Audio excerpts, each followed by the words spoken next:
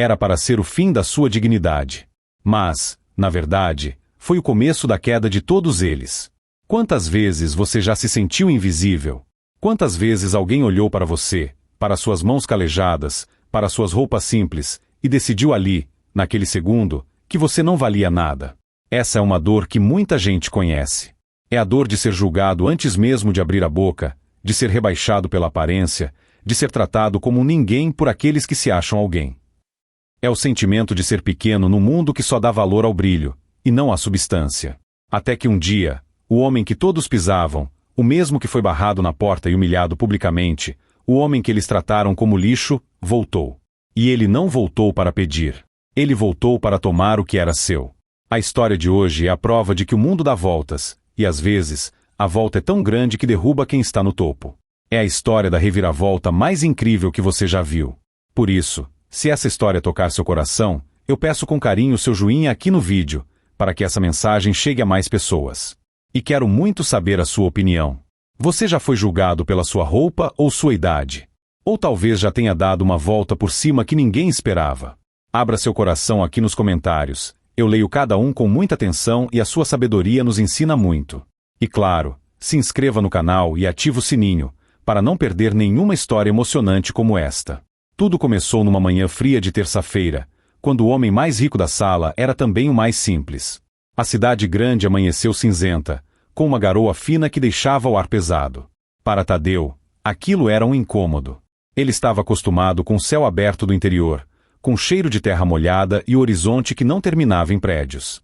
Mas ali estava ele, parado em frente a um gigante de vidro e aço, um edifício que parecia querer furar as nuvens.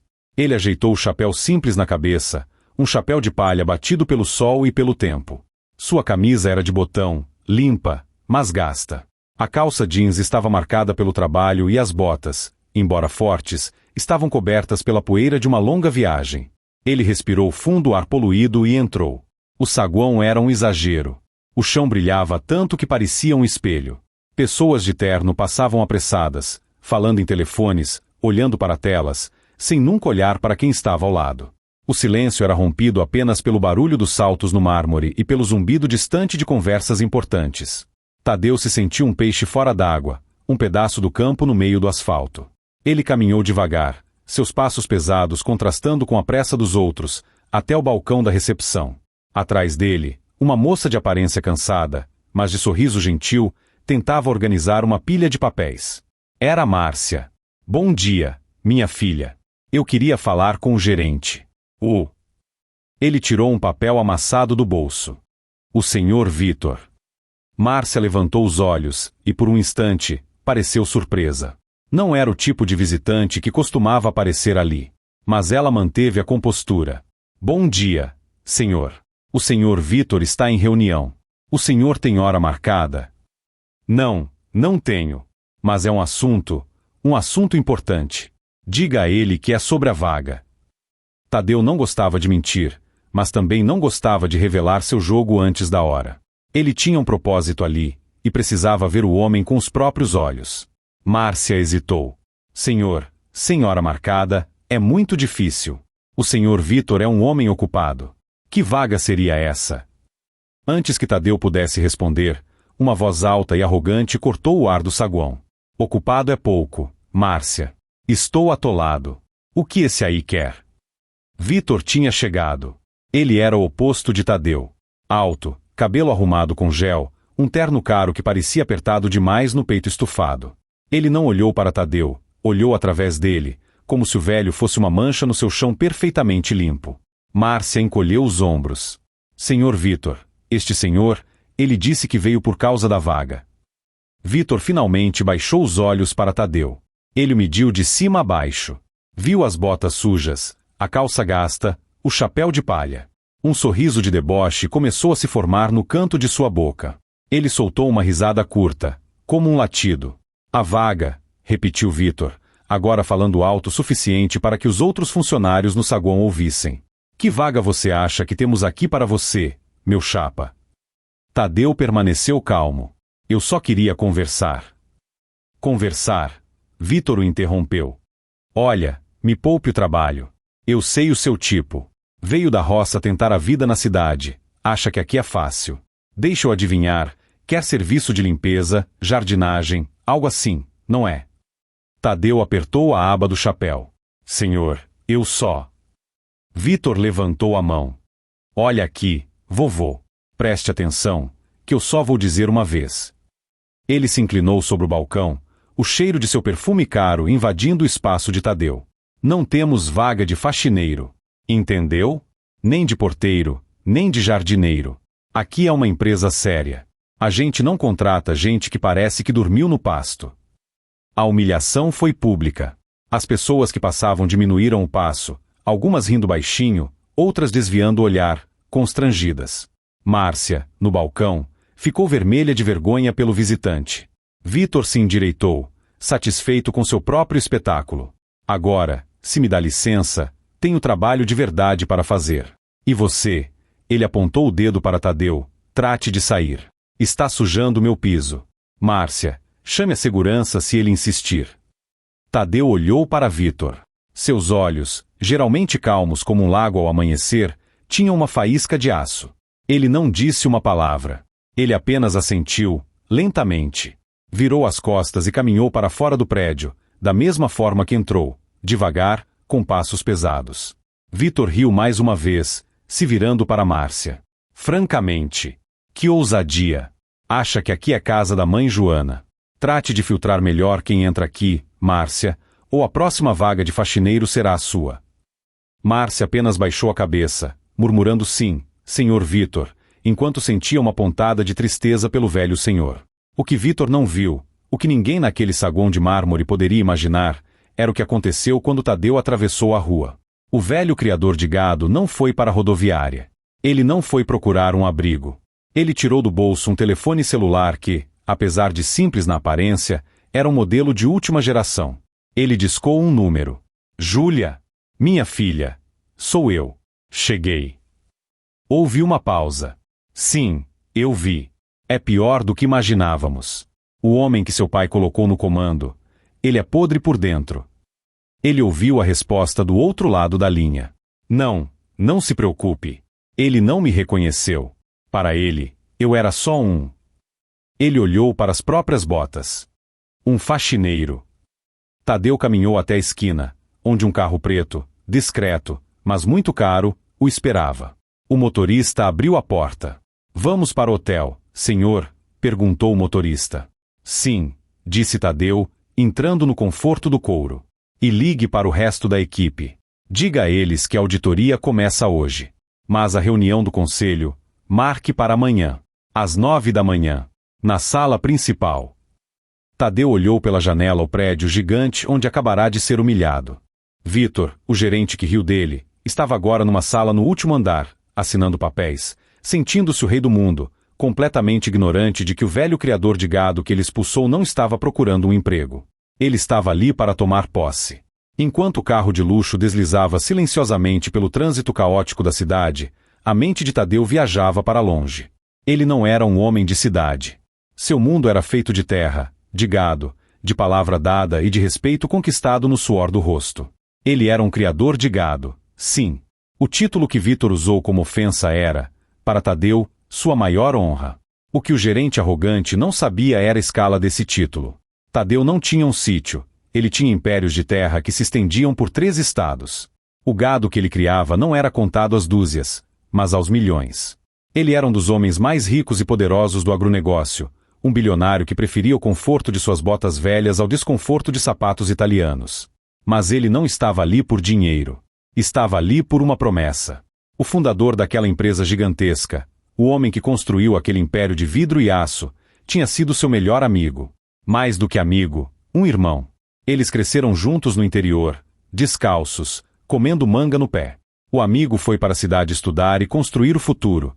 Tadeu ficou para cuidar da terra e construir o seu. Anos depois, ambos eram titãs em suas áreas. Há 6 meses, seu amigo faleceu. Deixou a empresa nas mãos de sua única filha, Júlia. Mas Júlia, apesar de inteligente, vivia em outro país e não entendia da gestão do dia a dia. E, pior, seu pai tinha confiado a administração a Vitor, um homem que ele promoveu por sua aparente eficiência, sem ver a ambição escura que crescia em seu coração. Tadeu se lembrava da ligação de Júlia, poucas semanas atrás. Ela chorava. Padrinho, ela o chamava assim desde pequena, tem algo errado. Os números estão bons, mas o espírito da empresa morreu. As cartas que recebo de funcionários antigos falam de medo, de assédio. Vitor está destruindo o legado do meu pai. E eu acho que ele está roubando. Tadeu, que era padrinho de Júlia e membro silencioso do conselho de acionistas, detentor de uma fatia considerável que seu amigo lhe dera anos atrás em troca de um empréstimo que salvou a empresa, sentiu o peso da responsabilidade. Não chore, minha filha. Onde tem boiadeiro, lobo não cria ninho. Eu vou aí. Vou ver com meus próprios olhos. Júlia, então, usou sua procuração como acionista majoritária para fazer uma mudança drástica, que foi mantida em segredo absoluto, conhecida apenas por ela e pelo advogado-chefe da companhia em Nova York. Ela nomeou Tadeu novo diretor executivo e presidente do conselho, com plenos poderes. E agora, Tadeu tinha visto a arrogância de Vitor, o desprezo pelo ser humano, a forma como tratou Márcia. Aquilo confirmou tudo. O câncer estava ali, sentado na cadeira principal. O carro parou em frente ao hotel mais luxuoso da capital. Os manobristas correram, mas o motorista de Tadeu fez um sinal para que se afastassem. Ele mesmo abriu a porta para o patrão. Tadeu entrou no saguão do hotel. Aqui, ninguém riu de suas roupas. Os funcionários eram treinados para reconhecer o poder, e o poder de Tadeu não vinha do terno, mas da postura. Ele foi tratado com a deferência de um rei.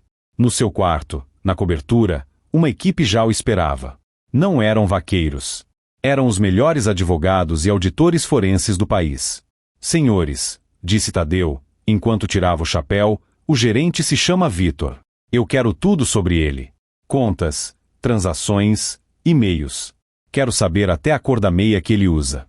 Vocês têm até amanhã, às 8 da manhã.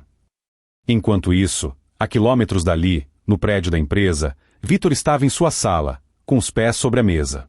Ele ria ao telefone com outro gerente. Você não vai acreditar. Apareceu um velho aqui, parecia saído do meio do nada, chapéu de palha e tudo, pedindo emprego. Acredita que ele queria uma vaga? Eu disse a ele que não tínhamos vaga de faxineiro. Tinha que ver a cara dele. Vitor gargalhava, sentindo-se brilhante por sua própria piada. Ele estava no topo do mundo. Mal sabia ele que estava rindo no exato momento em que o chão sob seus pés começava a ruir. Ele estava tão ocupado admirando seu reflexo no vidro que não percebeu a tempestade que se formava do lado de fora. Naquele resto de dia, Tadeu não saiu do hotel. Ele trabalhou. Analisou planilhas que seus auditores traziam, ouviu gravações, obtidas legalmente através de denúncias de funcionários que haviam procurado Júlia. Ele viu o esquema. Vitor não estava apenas sendo arrogante, ele estava sistematicamente desviando fundos através de fornecedores falsos. Contratos superfaturados com empresas de fachada que pertenciam a seus parentes. Ele estava sangrando a empresa que o amigo de Tadeu construiu com tanto suor. A cada papel que lia, a calma de Tadeu se transformava em uma frieza determinada. A humilhação que sofreu pela manhã não era nada. Era um mosquito perto do abutre que estava comendo a carniça da empresa. Senhor Tadeu, disse o auditor-chefe, um homem chamado Bento, o rombo é maior do que pensávamos. E ele tem uma rede. Alguns gerentes de departamento estão com ele. Ele criou um sistema de lealdade baseado em subornos. Tadeu olhou pela janela. A noite caía sobre a cidade. Prepare a sala de reuniões para amanhã. Quero todos os gerentes presentes. Todos. E Bento, quero que você apresente seus achados. Mas senhor, e Vitor? Ele vai tentar destruir as provas. Tadeu deu um leve sorriso. Ele não sabe que estamos aqui. Para ele, eu sou só um velho sujo que ele expulsou. A arrogância é o melhor cego que existe. Ele não vai ver o trator chegando até que já tenha passado por cima dele. Tadeu se levantou e foi até o quarto. Ele não ia usar terno no dia seguinte. Ele pegou uma calça limpa, uma camisa nova de linho e suas botas. As mesmas botas. Ele era um criador de gado. E ia resolver isso do seu jeito. A noite foi longa para Tadeu, mas não de insônia. Foi uma noite de preparação. Ele era um estrategista por natureza. Lidar com gado em vastas extensões ensina a antecipar movimentos, a entender o clima e a saber a hora exata de agir. Na cidade, os animais eram diferentes, mas o instinto era o mesmo. Ele revisou cada linha do relatório da auditoria. Os números não mentiam. Vitor e seu pequeno grupo de cúmplices haviam desviado o equivalente a 3 anos de lucro líquido da empresa. Era um roubo descarado, escondido sob camadas de burocracia complexa que Júlia, de longe, jamais conseguiria enxergar. Tadeu sentiu uma raiva fria. Era a raiva de quem vê um trabalho honesto ser desfeito pela ganância. Seu amigo não construiu aquela empresa para que um homem como Vitor a usasse como seu cofrinho pessoal.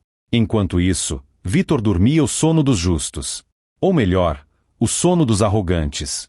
Ele sonhava com seu próximo carro importado, com a casa de praia que estava comprando em nome de um primo. O incidente com o velho de chapéu de palha já havia sido esquecido, servindo apenas como uma anedota divertida para contar aos seus subordinados e rir. Na manhã seguinte, Vitor chegou à empresa como sempre, atrasado e barulhento. Ele passou pelo saguão e deu uma piscadela para Márcia, que baixou os olhos imediatamente. Vê, Márcia, hoje o dia está limpo. Nenhum sinal de mendigos sabe, faxineiros perdidos. Ele riu da própria piada e entrou no elevador privativo, subindo para sua cobertura. Ao chegar em sua sala, sua secretária, uma mulher tão arrogante quanto ele, o informou: Senhor Vitor, marcaram uma reunião de emergência do conselho para as 9 horas. Parece que é sobre a nova diretoria. Vitor franziu a testa. Nova diretoria? Júlia não me disse nada. Ele deu de ombros. Provavelmente é só burocracia. Algum investidor novo querendo aparecer. Prepare o café e avise que eu talvez me atrase uns 10 minutos. Que esperem. Ele não estava preocupado. Ele controlava os relatórios. Ele controlava os gerentes regionais, que recebiam bônus generosos de seus esquemas. Mesmo que a herdeira, Júlia, quisesse fazer algo, ela não teria como provar nada. Ele estava blindado. Às 8h45, Tadeu desceu do carro na garagem privativa do prédio. Seus auditores e advogados já estavam lá dentro, usando uma entrada de serviço que a própria Júlia havia autorizado. Eles estavam na sala de reuniões principal, montando equipamentos, preparando projetores e cópias dos dossiês. Tadeu não entrou pela garagem. Ele decidiu entrar pela porta da frente. Mais uma vez. Ele caminhou pelo saguão. Suas roupas estavam limpas, a camisa de linho claro, a calça jeans escura e as botas polidas, mas ainda eram as roupas de um homem do campo. Ele ainda usava seu chapéu. Quando Márcia o viu entrar, seu coração gelou. Ela pensou que o pobre senhor tinha voltado, talvez por desespero, e que Vitor o destruiria. Senhor, ela começou, a voz trêmula. Por favor, o senhor Vitor, ele não está de bom humor hoje. Tadeu parou em frente ao balcão dela. Ele tirou o chapéu, um gesto de respeito que ninguém ali parecia conhecer. Seus olhos encontraram os dela. Não se preocupe, minha filha. O dia dele já acabou. Onde fica a sala de reuniões principal? Márcia ficou sem fala. Havia algo diferente na voz dele. Não era mais a voz de um homem pedindo, era a voz de um homem que estava no comando. Ela apenas apontou, muda, para o corredor dos elevadores executivos. Obrigado, disse Tadeu.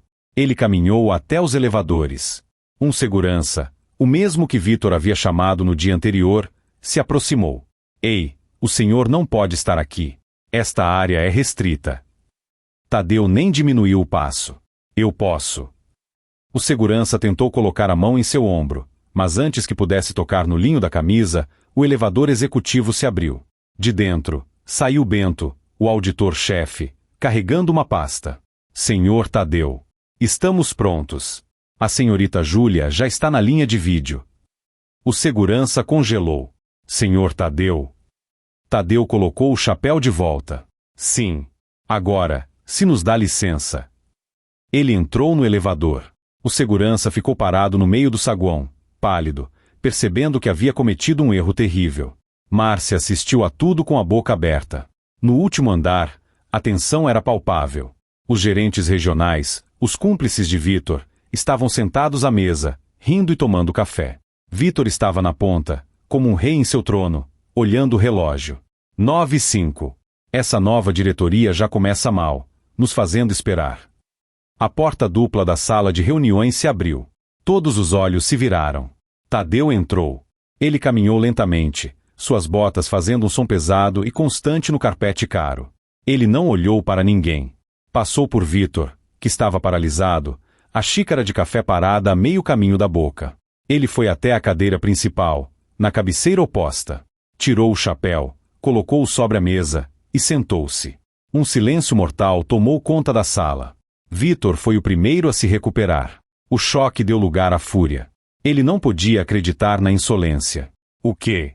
O que você está fazendo aqui? Vitor gritou, o rosto ficando vermelho. Quem diabos você pensa que é? Seguranças. Tirem esse velho daqui agora. Como você entrou aqui? Os outros gerentes estavam confusos. Alguns riram, achando que era uma piada de mau gosto. Tadeu levantou o olhar. Calmamente, ele olhou para Vitor.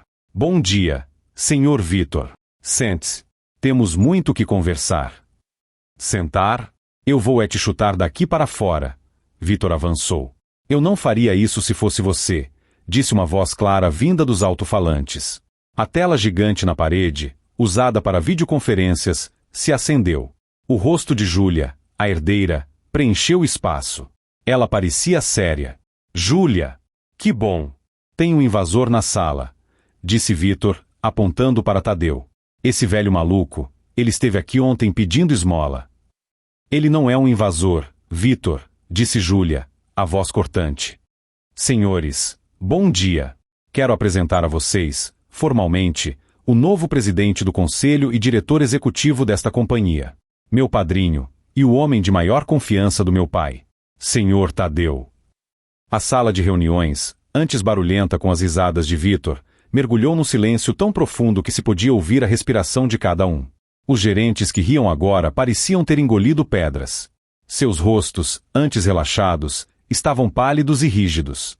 Vitor ficou parado no meio da sala, o dedo ainda apontado para Tadeu.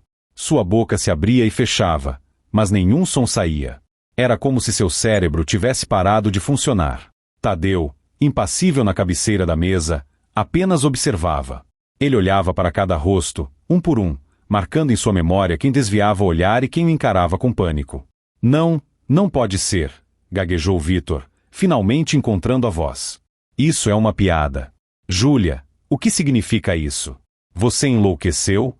Esse homem é ele é um criador de gado.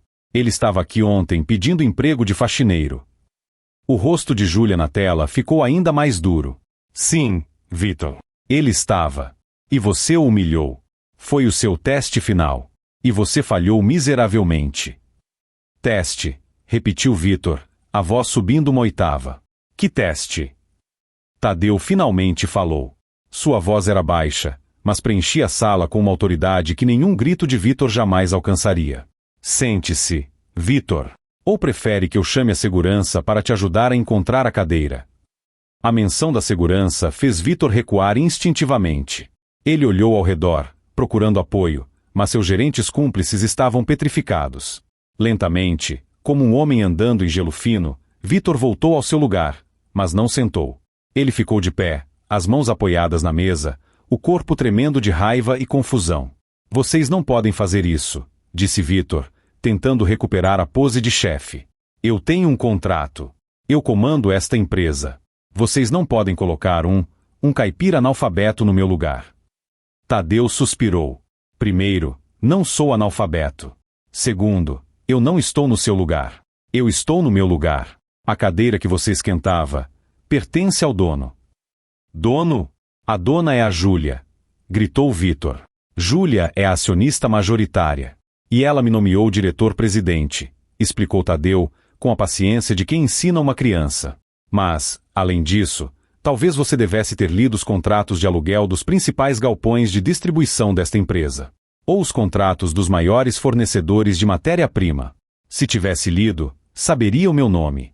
Mas você estava muito ocupado em outros assuntos. Tadeu fez um sinal para Bento, o auditor, que estava quieto em um canto. Bento, por favor, pode começar. Acho que o Sr. Vitor e seus colegas estão ansiosos para ver os resultados do seu trabalho. Bento se levantou e ligou o projetor. A primeira página do relatório apareceu na tela, ao lado do rosto de Júlia. O título era Auditoria Forense Confidencial. Que palhaçada é essa? Rosnou Vitor. Que auditoria? Ninguém me informou de auditoria nenhuma. Era confidencial, Vitor. É assim que auditorias funcionam quando suspeitamos de roubo, disse Júlia, pela tela. Bento começou a falar. Sua voz era monótona, profissional, o que tornava as revelações ainda mais devastadoras. Ele começou pelos contratos pequenos. Superfaturamento em material de escritório. Contratos de limpeza com empresas que não existiam. Notas fiscais frias. A cada slide, o rosto de Vitor ia do vermelho para o branco. Isso é mentira. É tudo forjado, gritou Vitor. São assinaturas digitais, senhor Vitor, disse Bento, calmamente. Rastreadas diretamente do seu computador pessoal. Como esta, por exemplo. Bento projetou um e-mail. Era de Vitor para um gerente regional, um dos homens sentados à mesa. O e-mail detalhava como inflar uma fatura de logística em 30% e dividir a diferença. O gerente em questão parecia que ia desmaiar. Vitor, gaguejou o gerente. Você disse que era seguro. Cale a boca, seu idiota. Vitor sibilou. Tadeu levantou a mão. Silêncio. Deixe o homem terminar. Bento continuou. O esquema era maior. Muito maior. A casa de praia de Vitor, comprada em nome de um primo. O carro de luxo da esposa, pago por uma consultoria fantasma. O desvio sistemático de matéria-prima, revendida no mercado paralelo. A sala estava em absoluto caos. Os gerentes cúmplices começaram a discutir entre si, tentando culpar uns aos outros. Eu te disse que isso era arriscado, disse um. Você me garantiu que a herdeira nunca olhava, disse outro. Vitor viu seu império de mentiras desmoronar em tempo real. Ele olhou para Tadeu, o velho criador de gado, que observava com uma calma quase assustadora. Aqueles olhos não eram de raiva. Eram de decepção e de justiça. Você, Vitor apontou para Tadeu, a voz cheia de veneno. Você armou isso. Você veio aqui ontem, vestido de mendigo, foi uma armadilha. Tadeu balançou a cabeça. Não foi armadilha, Vitor. Foi um teste de caráter. Eu vim aqui ontem esperando, talvez, encontrar um gerente duro, um negociador difícil. Eu estava preparado para isso. Mas eu não estava preparado para encontrar um homem cruel. Você não riu de mim porque eu era um estranho. Você riu de mim porque eu parecia pobre. Você riu de mim porque eu parecia fraco. E você humilhou aquela moça na recepção. Márcia. Só para se sentir maior. Tadeu se levantou.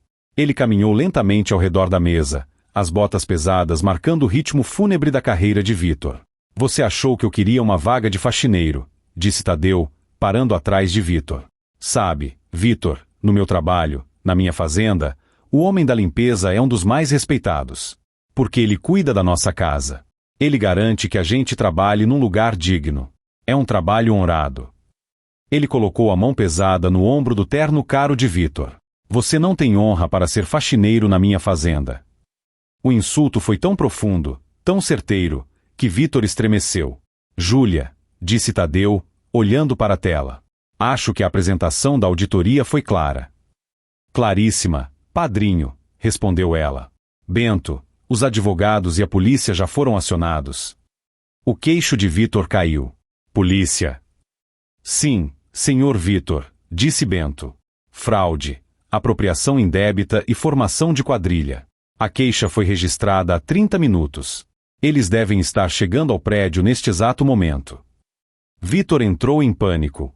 Ele não era mais um executivo arrogante. Era um rato encurralado. Ele olhou para a porta.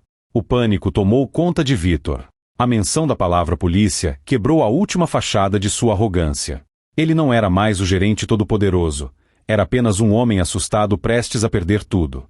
Seus olhos dispararam para a porta da sala de reuniões, seu instinto gritando para que ele corresse. Ele deu um passo naquela direção, mas a voz de Tadeu parou, não com volume, mas com peso. Eu não faria isso, Vitor. Vitor se virou, os olhos injetados. Você não pode me prender. Você não tem provas. São só papéis. Números. Tadeu deu um sorriso triste. Filho, você realmente não entendeu com quem está falando, não é? Você acha que eu sou só um nome num papel que a Júlia assinou. Você acha que meu poder vem daquela tela ali. Ele caminhou até a janela panorâmica. A sala de reuniões ficava no último andar, e a vista da cidade era espetacular. Podia-se ver os rios de carros, os outros prédios, e, ao longe, os vastos galpões de logística que formavam a espinha dorsal da empresa. Tadeu apontou para lá.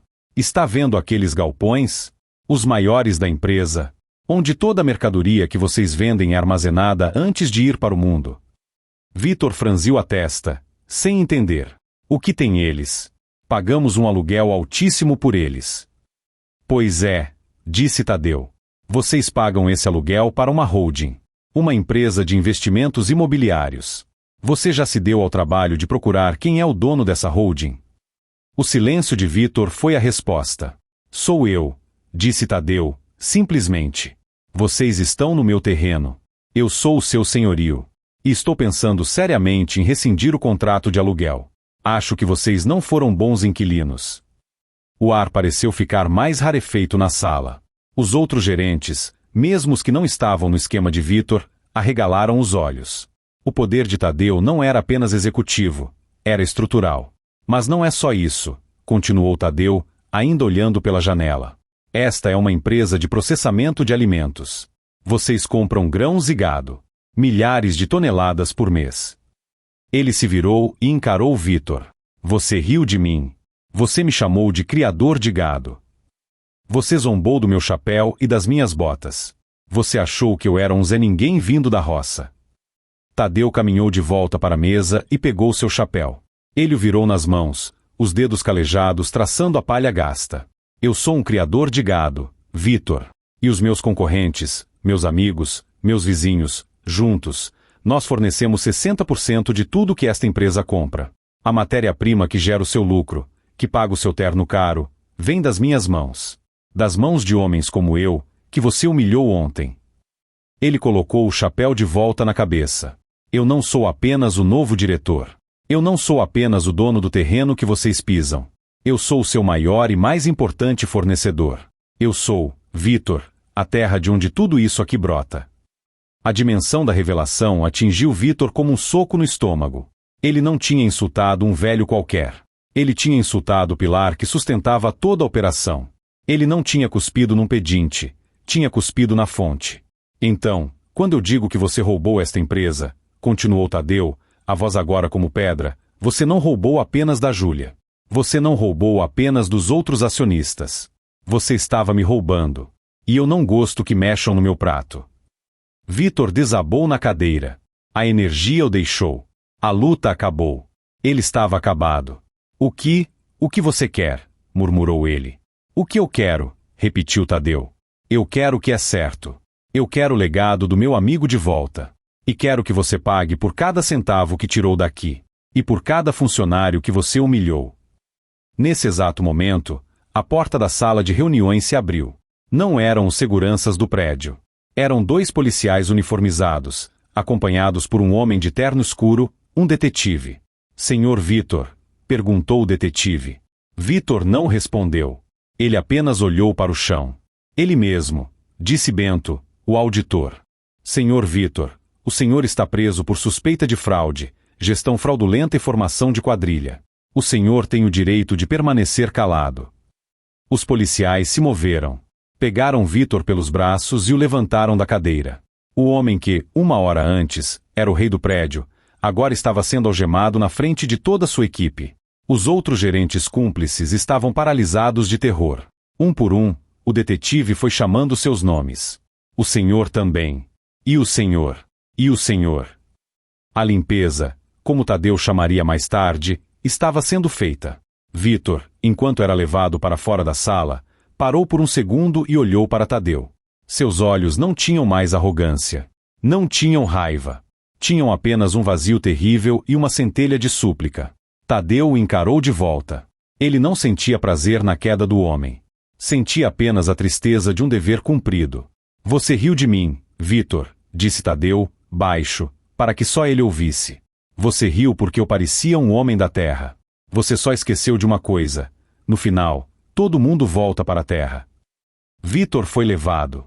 A porta se fechou, deixando para trás uma sala cheia de gerentes em pânico e um silêncio ensurdecedor.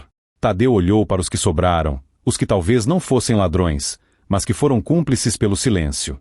A reunião ainda não acabou, disse Tadeu, sentando-se novamente na cabeceira. Agora que tiramos o lixo, vamos falar sobre como salvar esta empresa. O reinado de Vítor tinha acabado. O reinado de Tadeu, o criador de gado, estava apenas começando. E a primeira coisa que ele precisava fazer era descer ao saguão e ter uma conversa com uma recepcionista chamada Márcia. A caminhada da vergonha de Vítor foi longa. O elevador executivo, que ele usava como seu transporte particular, agora o levava para o térreo como um prisioneiro.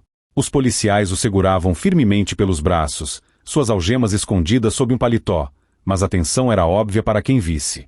Ao seu lado, iam seus gerentes mais próximos, os homens que riram de suas piadas e participaram de seus esquemas, agora pálidos e de olhos baixos. Quando as portas do elevador se abriram no saguão principal, o fluxo de trabalho parou. O coração da empresa, o chão que Vítor tanto desprezava, testemunhou a cena em silêncio. As recepcionistas, os assistentes, o pessoal do café, todos pararam. Márcia, que estava em seu balcão, levou a mão à boca. Ela viu os policiais. Ela viu o detetive. E ela viu Vítor, não mais o pavão arrogante, mas um homem derrotado, o terno caro amassado, o rosto cinzento. Ele foi forçado a passar em frente ao balcão dela. O mesmo balcão onde, 24 horas antes, ele tinha rido e zombado do velho senhor. Seus olhos encontraram os de Márcia por um segundo. Neles, ela não viu remorso. Viu apenas a humilhação de ser visto assim por alguém que ele considerava tão inferior. Ele desviou o olhar rapidamente, como se a visão dela fosse a parte final de sua punição. O segurança que havia tentado barrar Tadeu mais cedo estava perto da porta, rígido, sem saber o que fazer. Ele viu Vítor passar e engoliu em seco, agradecendo a Deus por não ter tocado no velho diretor. A porta de vidro se fechou atrás de Vítor e dos policiais. O som do mundo exterior, os carros e a cidade, pareceu sugá-lo para fora. E então, ele se foi. No saguão, o silêncio foi quebrado por um murmúrio.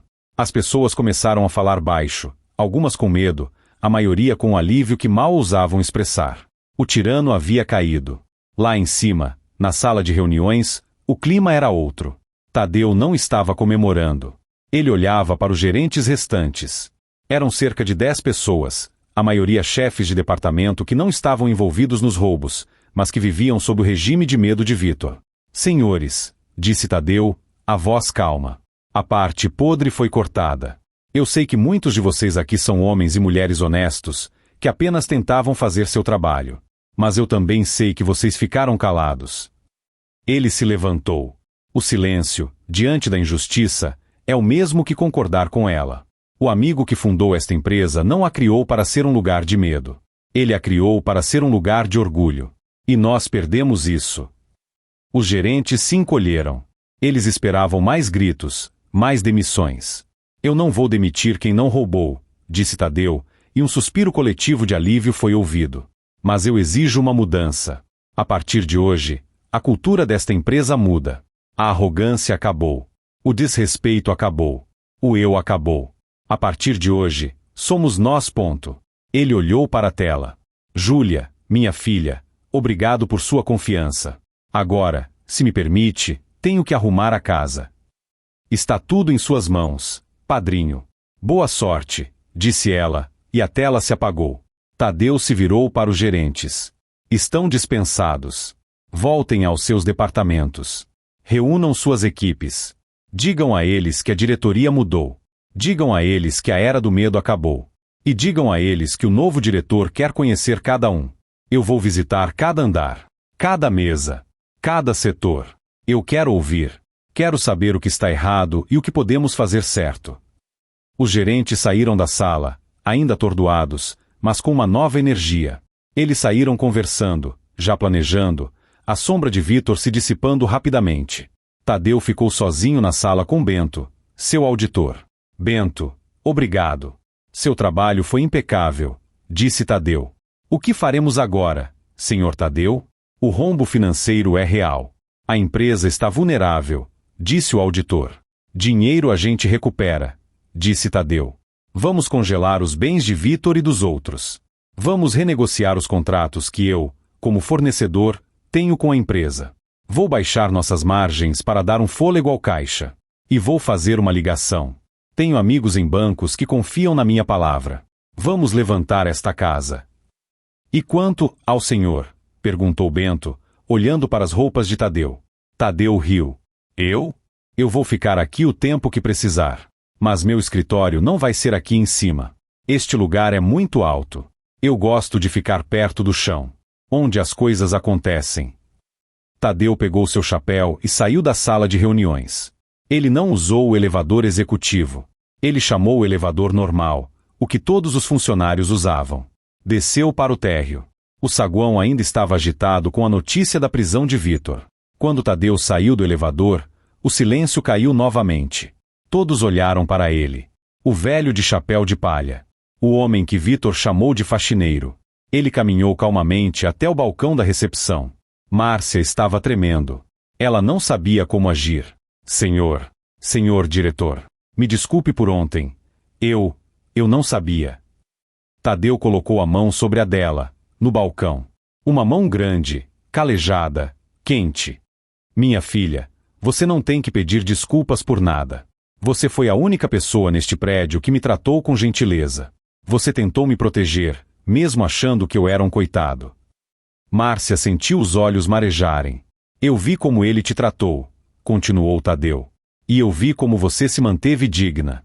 Eu não posso ter um diretor novo, com uma equipe velha. Eu preciso de gente de confiança ao meu lado. E eu confio em quem é gentil. Senhor, ela perguntou, confusa. Quanto tempo você trabalha nessa recepção, Márcia? 7 anos, senhor. E o que você estudou? Eu terminei administração, senhor. Mas, com a crise, o único emprego que consegui foi este. Tadeu sorriu. O destino, às vezes, escreve certo por linhas tortas. Bom, a sala do Vitor é muito grande para mim. E a secretária dele. Digamos que ela também foi convidada a se retirar, junto com o chefe. O cargo de assistente executiva da presidência está vago. O salário é 5 vezes o que você ganha agora. E você começa imediatamente. Márcia ficou pálida. Ela não conseguia acreditar. Senhor, eu? Mas, eu sou só a recepcionista. Você era recepcionista, corrigiu Tadeu. Agora você é meus olhos e meus ouvidos. Você conhece este lugar. Você viu tudo o que aconteceu aqui. Você sabe quem trabalha e quem finge. Eu preciso de você. Aceita. Márcia, com lágrimas escorrendo pelo rosto, não conseguiu falar. Ela apenas assentiu, vigorosamente. Ótimo, disse Tadeu. Agora, pegue suas coisas. Temos muito trabalho a fazer. A primeira coisa. Quero que você convoque uma reunião geral com todos os funcionários, aqui neste saguão, em 1 hora. Todos. Da limpeza aos analistas. Ninguém pode faltar. Sim, senhor, disse Márcia, já pegando o telefone, a voz firme pela primeira vez em anos. Tadeu se afastou e foi até um banco no canto do saguão. Sentou-se, tirou o chapéu e o colocou no colo. E esperou. O novo diretor, o criador de gado, estava pronto para se apresentar aos seus funcionários. 1 hora depois, o saguão principal estava irreconhecível. O fluxo constante de pessoas apressadas tinha parado. Centenas de funcionários se aglomeravam no espaço amplo, preenchendo as escadarias laterais, olhando das varandas dos mezaninos. O pessoal da limpeza estava lá, os uniformes azuis se misturando aos ternos dos executivos júnior. A equipe da manutenção, o pessoal do refeitório, os analistas de sistemas, os vendedores. Todos estavam lá. O ar estava carregado de incerteza e boatos. A notícia da prisão de Vitor se espalhara como fogo, mas ninguém sabia o que viria a seguir. Márcia, agora com um bloco de notas na mão e uma postura que ela mesma não sabia que tinha, estava ao lado de um pequeno microfone que a equipe de som havia instalado às pressas. Tadeu estava ao seu lado, quieto, apenas observando as pessoas. Por favor, silêncio, pediu Márcia ao microfone. Sua voz, surpreendentemente, saiu clara e firme, ecoando pelo mármore. Atenção a todos. Eu quero apresentar a vocês o nosso novo diretor executivo e presidente do conselho, o senhor Tadeu. Todos os olhos se fixaram no velho de chapéu. Muitos ali o tinham visto na véspera. Tinham ouvido a humilhação. Tinham rido ou desviado o olhar. Agora, o constrangimento era palpável. Tadeu deu um passo à frente. Ele não usou o microfone. Sua voz, acostumada a dar ordens em leilões de gado e a chamar homens a centenas de metros de distância, era potente e clara. Bom dia, ele começou. O saguão ficou em silêncio absoluto. Meu nome é Tadeu. E, como muitos de vocês já devem ter percebido, eu não sou o tipo de diretor ao qual vocês estão acostumados. Eu não tenho diplomas pendurados na parede do meu escritório. Eu não uso sapatos italianos. Como vocês podem ver. Ele apontou para as próprias botas. Eu sou um criador de gado. Um murmúrio nervoso passou pela multidão. Eu sei o que aconteceu aqui, continuou Tadeu. Eu sei do medo. Eu sei da injustiça. Eu sei dos sussurros nos corredores e do estômago embrulhado nas manhãs de segunda-feira. Eu sei que muitos de vocês foram maltratados, desrespeitados e viram o trabalho de uma vida inteira ser ameaçado pela ganância de poucos. Ele fez uma pausa, olhando nos olhos das pessoas na primeira fila. Eu estou aqui para dizer a vocês que isso acabou. Hoje. Um suspiro de alívio percorreu a multidão, mas ainda era um alívio cauteloso. O Sr. Vitor e seus associados foram removidos desta empresa. E eles não vão voltar. Eles vão responder na justiça pelo que fizeram. A limpeza foi feita. Mas tirar o joio do trigo é a parte fácil, disse Tadeu, e sua voz ficou mais suave. A parte difícil é plantar de novo. É fazer essa terra dar frutos. E eu não posso fazer isso sozinho. Eu sou um homem do campo. Eu sei cuidar da terra, sei cuidar dos animais. Mas eu não entendo de planilhas complexas, não entendo de logística de cidade grande. Eu preciso de vocês. Ele olhou para a equipe de limpeza, parada num canto. Eu preciso de vocês, para manter nossa casa limpa e digna. Ele olhou para o pessoal da manutenção. Eu preciso de vocês, para manter as máquinas funcionando. Ele olhou para os vendedores, para os analistas, para cada grupo. Eu preciso de cada um de vocês. O que eu trago não é um chicote. Eu trago um arado. Vamos trabalhar juntos. O que eu peço em troca não é obediência cega. Eu peço honestidade.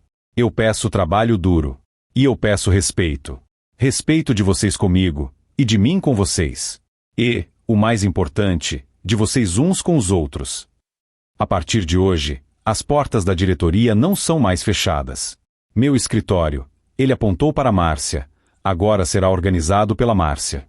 E ela tem instruções claras de que qualquer um de vocês, não importa o cargo, que tiver uma ideia para melhorar esta empresa, ou um problema que esteja atrapalhando seu trabalho, tem o direito de ser ouvido.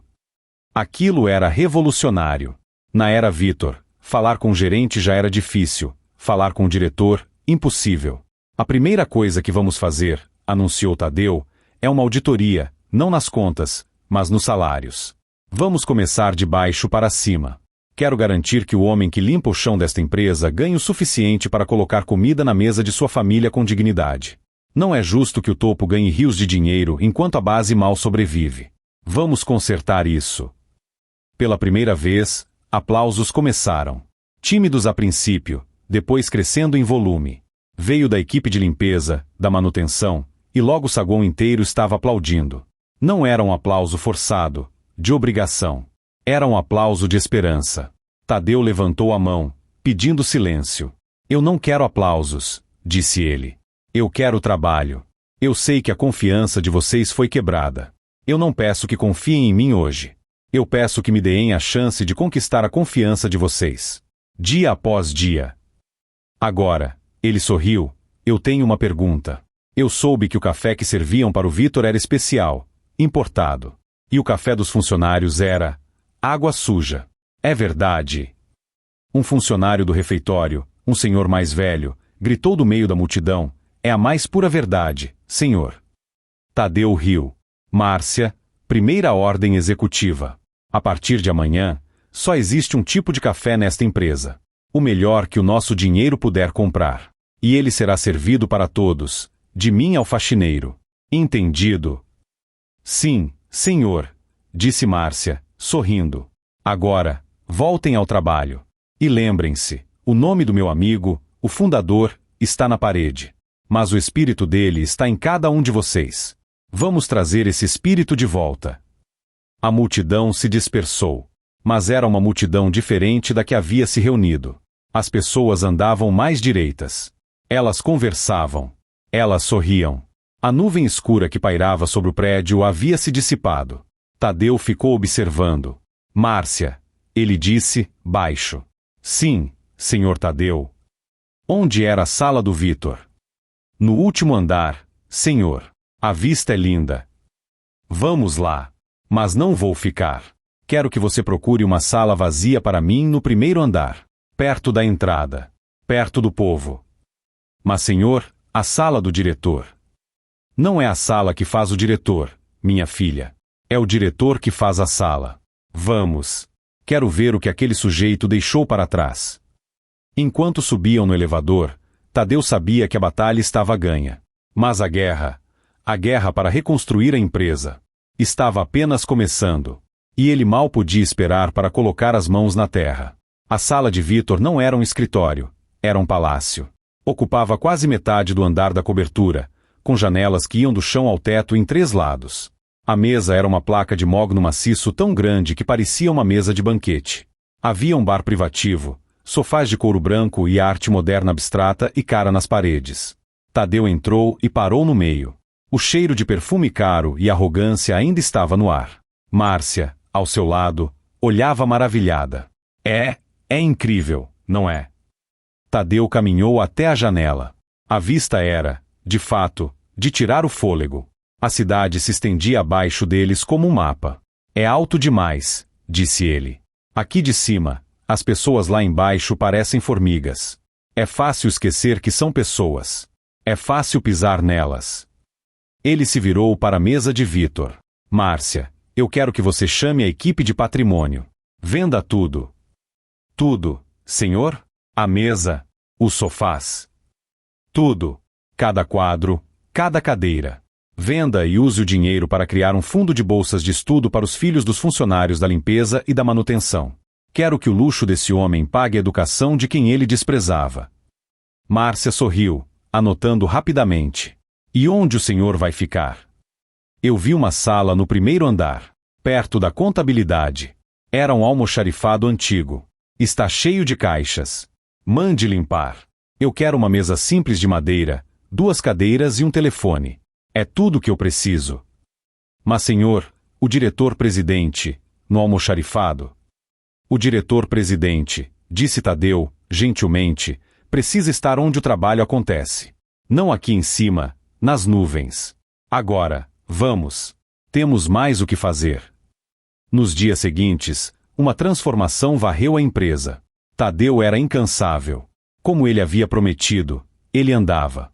Ele descia ao chão de fábrica, nos galpões de processamento. Ele usava seu chapéu e suas botas, e os funcionários, que a princípio ficavam nervosos, logo se acostumaram a vê-lo. Ele não apenas andava, ele perguntava.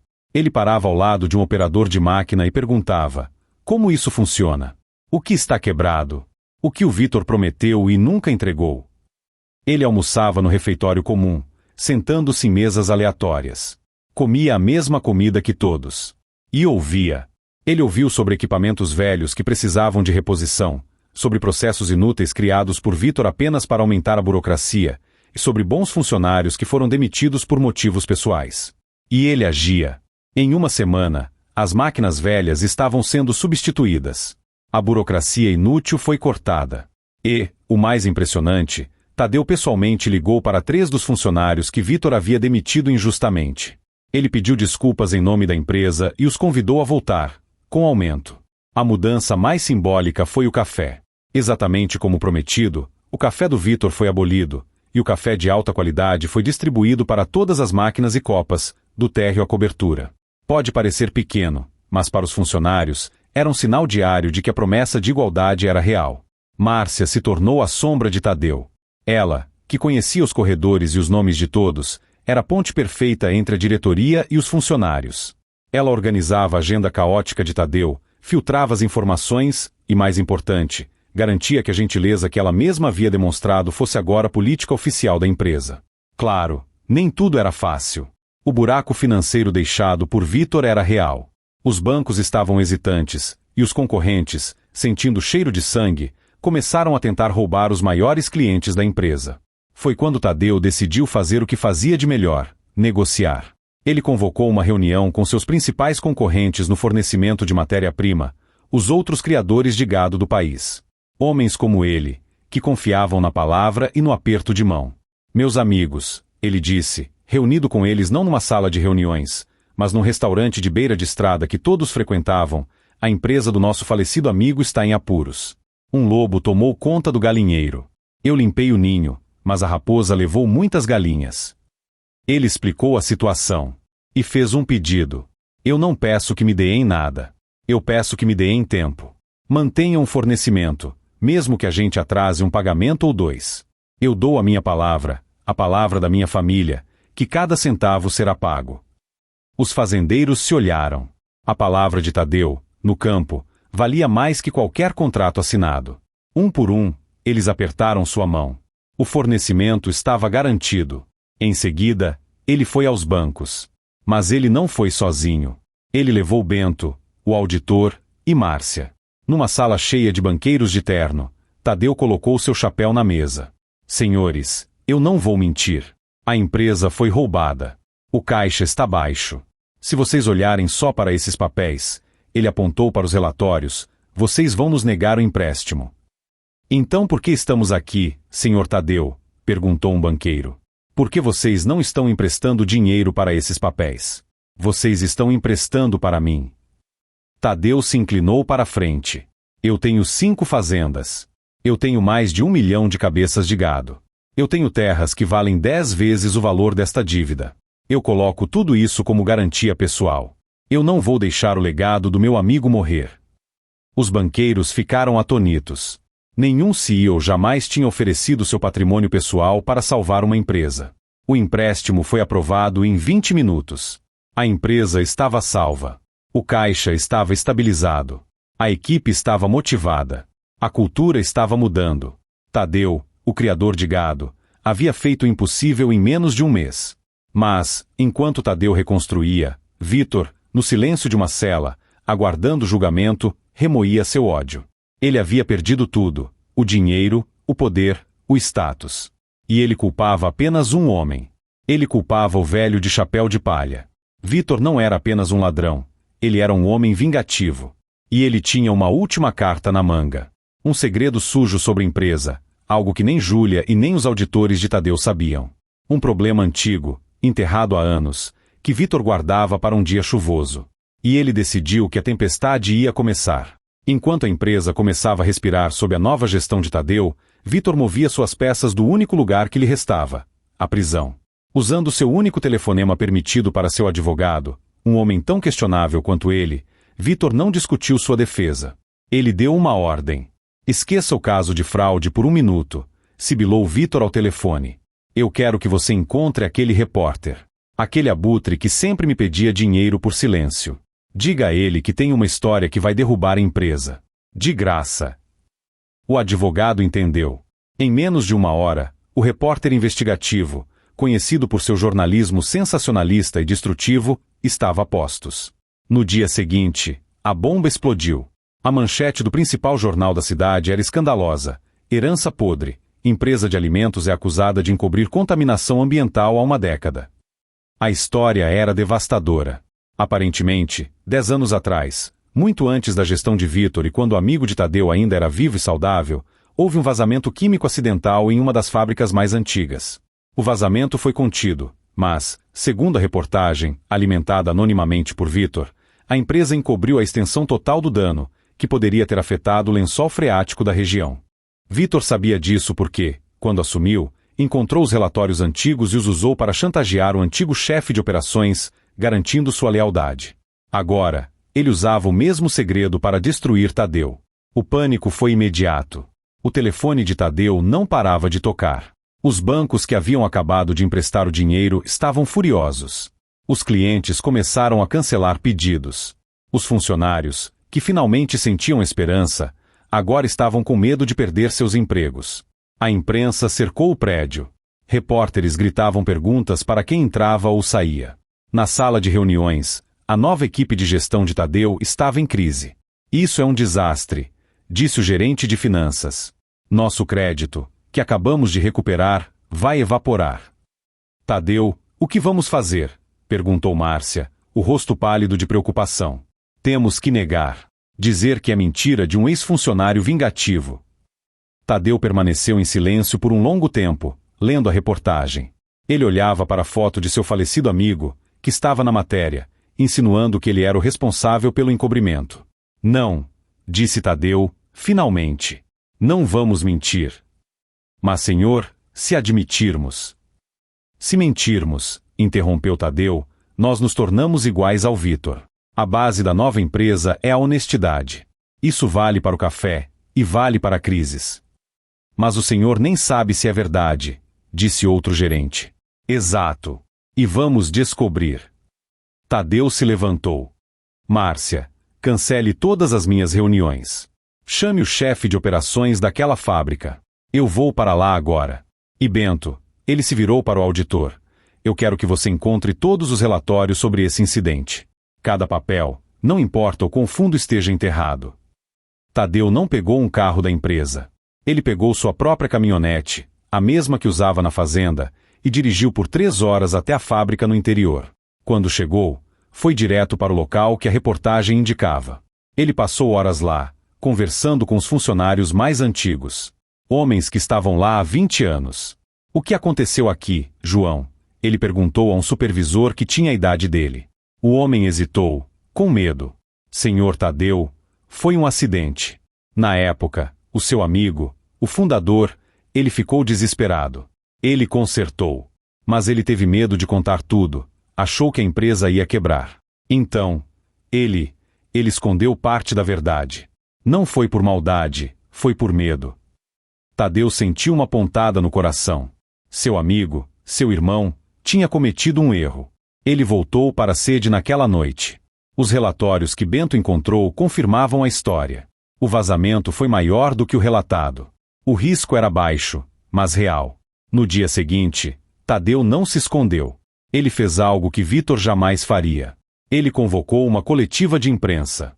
O saguão estava lotado de repórteres, câmeras e microfones. Tadeu subiu ao pódio, não de terno, mas com sua camisa de linho e seu chapéu nas mãos. Bom dia. Eu li as reportagens, começou ele. E eu passei as últimas 24 horas investigando. E o que eu descobri é que a história é verdadeira. Um silêncio chocado tomou conta da sala. Nenhum CEO jamais admitia culpa tão abertamente. Há 10 anos, um erro foi cometido. Um erro baseado no medo. O fundador desta empresa, meu melhor amigo, cometeu um erro. Ele não era um homem mau, mas teve medo de perder tudo que construiu. E ele falhou em ser totalmente transparente. O homem que trouxe essa história à tona, continuou Tadeu, fez isso por vingança, não por justiça. Ele usou esse segredo por anos para ganho pessoal. Mas isso não muda o fato de que o segredo existia. Eu assumi esta empresa há poucas semanas. Eu prometi honestidade. E minha promessa começa hoje.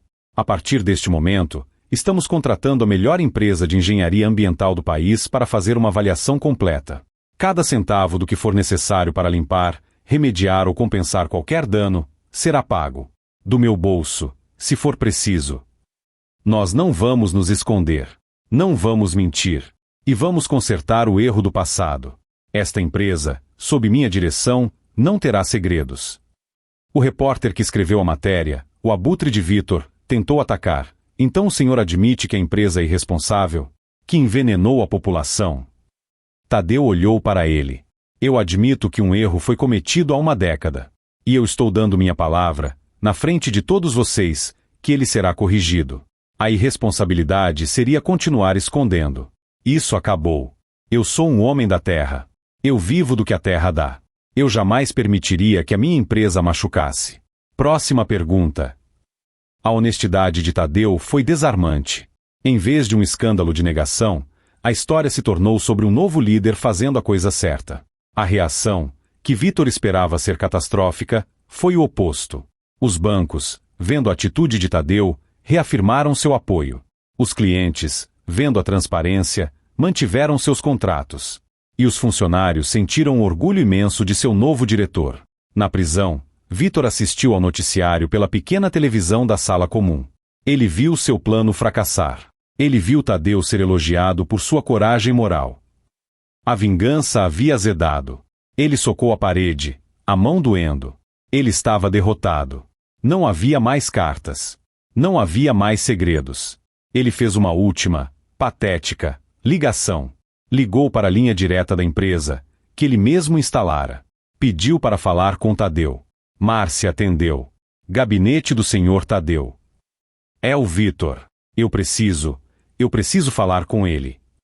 Márcia colocou-o em espera, o gosto amargo na boca. Ela olhou para Tadeu.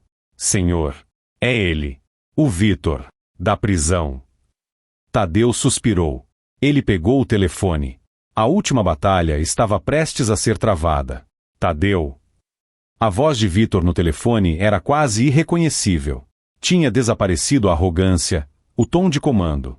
O que restava era uma voz fraca, quebrada, patética. Estou ouvindo, Vitor, respondeu Tadeu, sua voz calma como sempre. Ele estava em seu novo escritório no primeiro andar, a sala simples que fora um almoxarifado. A janela dava para o pátio onde os funcionários tomavam seu café. Era ali que ele gostava de ficar. Tadeu, por favor, você tem que me ajudar. Vitor começou a chorar. Eram lágrimas de desespero, de autopiedade. Eles vão me condenar. Eu vou perder tudo. Minha casa, minha família. Eu tenho filhos. Tadeu. Pelo amor de Deus, ligue para os advogados. Diga a eles para aliviar. Diga que foi um engano, qualquer coisa. Tadeu ouviu o homem adulto chorar do outro lado da linha. Ele não sentiu raiva. Ele não sentiu prazer. Sentiu apenas uma profunda tristeza pelo desperdício. Você não teve pena dos seus funcionários quando os humilhou, Vitor. Muitos deles também tinham filhos, disse Tadeu, não como acusação, mas como um fato. Eu sei. Eu sei. Eu errei. Eu fui um idiota. Eu estava cego pelo poder. Me dê uma segunda chance. Eu trabalho de graça para você. Eu limpo o chão. Eu faço o que você quiser, implorava Vitor. Houve um longo silêncio. Tadeu olhou pela janela. Ele viu 2 funcionários da manutenção rindo, tomando o café bom que ele havia mandado servir. O que você fez, Vitor, não foi um erro, disse Tadeu, a voz baixa, mas firme. Um erro é quando você derrama o café sem querer. Um erro é quando você faz uma conta errada. O que você fez foi uma escolha. Dia após dia, durante anos. Você escolheu a arrogância. Você escolheu o desrespeito. Você escolheu roubar. Você escolheu humilhar as pessoas que estavam abaixo de você para se sentir maior. Você escolheu olhar para mim e não ver um ser humano, mas um alvo para sua piada. Mas as pessoas mudam, soluçou Vitor. Sim, elas mudam. E eu espero que você mude. A prisão talvez seja o único lugar onde você possa, finalmente, começar a fazer isso. Mas a mudança não apaga as consequências, Vitor. Você roubou milhões de reais. Você quebrou a confiança de centenas de pessoas. Você quase destruiu o trabalho da vida inteira do meu amigo. Tadeu se levantou e começou a andar pela sala. Você me perguntou se eu poderia ligar para os advogados. Você ainda acha que o mundo funciona assim? Com um telefonema do homem poderoso? Foi esse pensamento que te colocou aí. Não, Vitor. A justiça vai seguir o seu curso. Você vai pagar pelo que fez. E vai ser de acordo com a lei, não com a minha vontade. Então você não vai me ajudar. A voz de Vitor ficou fina. Eu não posso te ajudar. Ninguém pode. Só você mesmo. Mas eu vou te dizer uma última coisa. Tadeu parou de andar. Eu não pedi a sua prisão porque você me humilhou. Se fosse só por mim, eu teria ido embora e nunca mais voltaria. Eu pedi a sua prisão porque você humilhou a Márcia. Porque você humilhou cada funcionário que tratou como lixo. Porque você roubou o pão da mesa deles para comprar seus carros de luxo. Você riu de mim por ser um criador de gado. Você zombou das minhas botas e do meu chapéu. Mas deixa eu te ensinar uma coisa sobre o meu trabalho. Na minha fazenda, o gado, os meus animais, eu os trato com respeito. Eu dou a eles água limpa, boa comida e um lugar digno. Você, Vitor, não tratava nem as pessoas que trabalhavam para você com essa dignidade básica. A linha ficou muda. O choro de Vitor parou. Não havia mais nada a ser dito. Adeus, Vitor. Eu espero, de verdade, que você encontre um caminho melhor. Tadeu desligou o telefone. Ele colocou o aparelho no gancho e respirou fundo. A última ponta solta havia sido amarrada. O passado estava, finalmente, enterrado. 6 meses se passaram. A empresa, sob o comando de Tadeu, floresceu. A transparência radical que ele implementou, começando com a crise ambiental, tornou-se o modelo de mercado. Os clientes confiavam neles. Os funcionários trabalhavam com orgulho que nunca sentiram. A produtividade dobrou. Márcia, agora chefe de gabinete, era uma executiva confiante e respeitada, que garantia que a porta de Tadeu estivesse sempre aberta, como ele gostava. A sala da cobertura, que fora de Vitor, tornou-se um refeitório e área de descanso para todos os funcionários, com a melhor vista da cidade. Tadeu dividia seu tempo. Metade do mês ele passava na cidade, em seu escritório no primeiro andar. Na outra metade, ele voltava para sua fazenda, para sua terra, onde colocava as mãos no arado e cuidava de seu gado. Ele nunca usou terno. Continuou com suas botas e seu chapéu. Vitor foi condenado a muitos anos de prisão. Seus bens foram leiloados, e o dinheiro foi usado para pagar o fundo de bolsas de estudo que Tadeu criou. A primeira turma de filhos de funcionários já estava na faculdade. Numa tarde de sexta-feira, Tadeu estava em seu escritório, terminando o dia. Márcia entrou com uma xícara de café. Senhor Tadeu, tudo pronto para sua viagem de volta à fazenda. Obrigado, minha filha, disse ele, pegando a xícara. Senhor, o senhor acha que ele aprendeu alguma coisa? O Vitor, ela perguntou. Tadeu olhou pela janela. Eu não sei. Algumas pessoas são como terra boa, Márcia. Mesmo depois de uma seca, com um pouco de cuidado, elas florescem. Outras são como pedra. Não importa quanta chuva caia, elas continuam duras. Eu espero que ele seja terra boa. Mas, de qualquer forma, o nosso campo aqui está limpo. Ele tomou um gole do café. O café que todos tomavam. Era forte, honesto e quente. Exatamente como ele gostava. Ele sorriu, colocou o chapéu na cabeça e saiu para o ar livre, um homem que provou que não é a roupa que faz o diretor, mas o caráter. E que o homem mais simples da sala pode, de fato, ser o dono de tudo.